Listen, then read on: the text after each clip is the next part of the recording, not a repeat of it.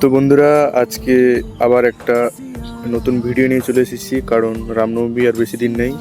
তো তার জন্যে একটা বি সাউন্ড তরফ থেকে সাউন্ড চেক বানিয়েছি, তো সেটা তোমাদের সামনে প্রোভাইড করব।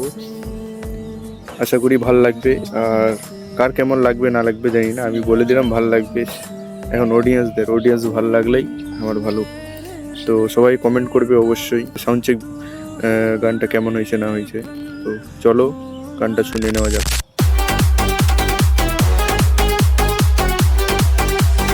गूंज उठा है आज आकाश, हर दिशा में बी साउंड का एहसास।